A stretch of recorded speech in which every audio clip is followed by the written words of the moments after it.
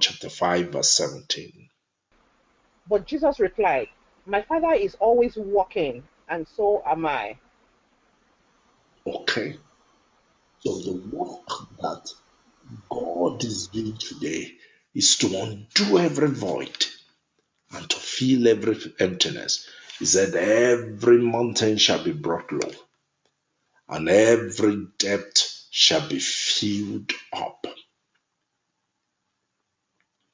And according to 1 Corinthians chapter 3, verse 9, he said, we are workmen together with God. We are workmen together with Him. You are in this counseling program so that you can be God's agent to engage the voidness and the formlessness of the heart and the life of our people.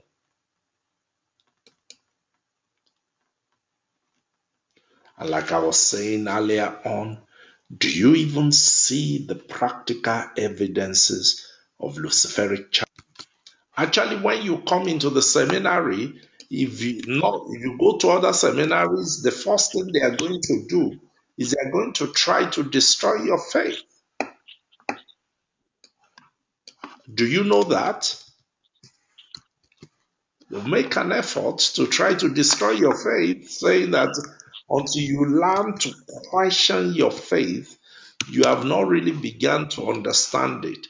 Well, what I do is I try to build your faith, believing that when your faith is built, you can question your environment.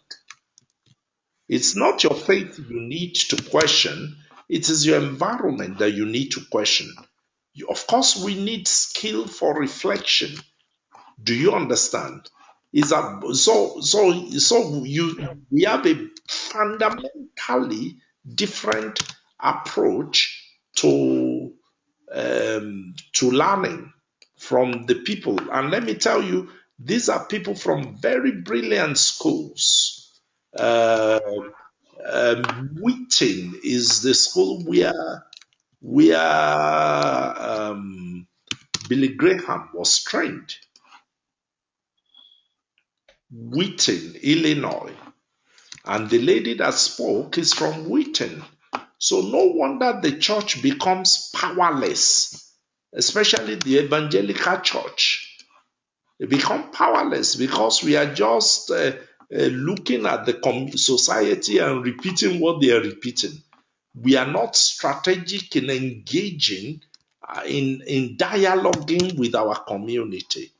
And the greatest dialogue we can have with this Luciferic power, which is what I want to emphasize, Brother Godalo, the greatest dialogue we can have, which may answer your question, Brother Lawrence, is on our knees.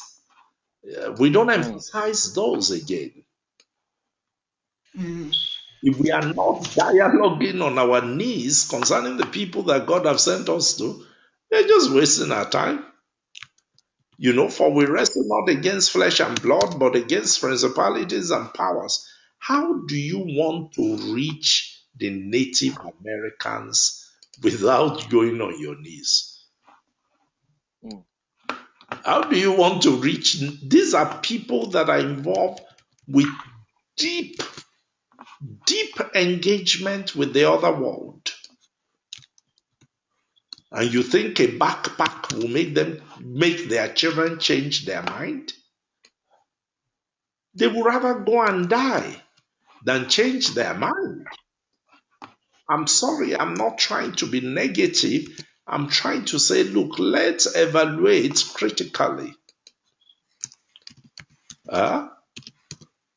Let's evaluate critically what we need to be doing to reach these people. True worship is start on your knees, right? Yes, sir. True worship starts on your knees. No, everybody wants to ride a horse into this. You can't ride into discipleship. You humble yourself into the knowledge of the Holy One.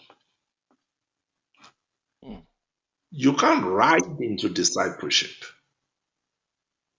You come on your knees. You come on your knees. You remember the song we used to sing? It's me, oh Lord, standing in the need of prayer. It's me, oh Lord, standing in the need of prayer. Mm. Not my brothers, not my sisters, but it's me, oh Lord. That is great, sir. That's great. It's me. It's first of all me. If God does not help me, with what can I help you?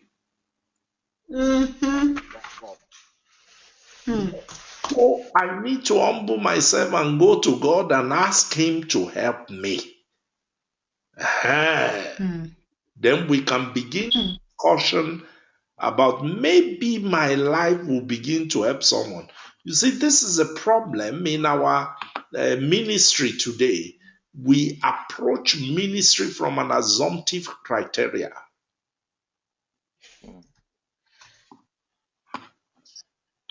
Assumptive ministry gets nowhere. Oh, shall I boast?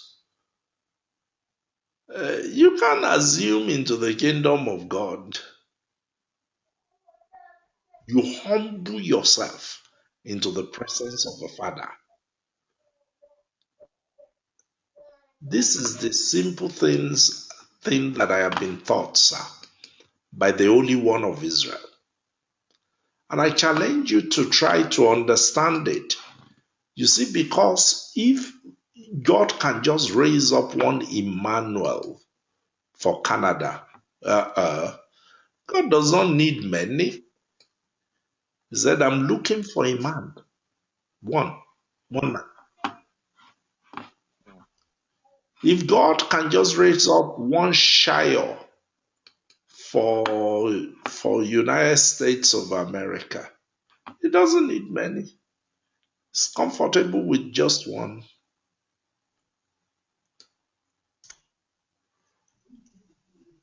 So we start with ourselves. Remember, Nehemiah started with himself. He went out at night. He went out at night. It was just him. He started with himself. What do you say? Hey. I want to follow Jesus, I don't know whether you want to follow him.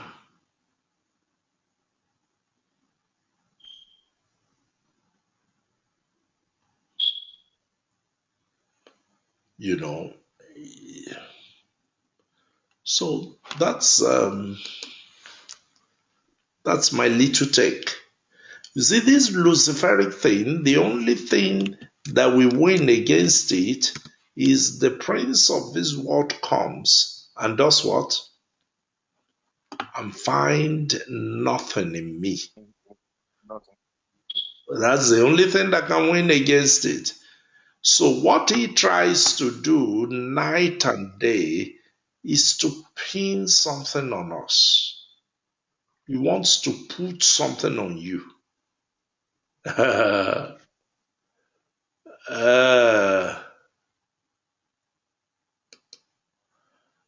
You know. So he wants to put something on us. And we must go to the place where we fall on our knees.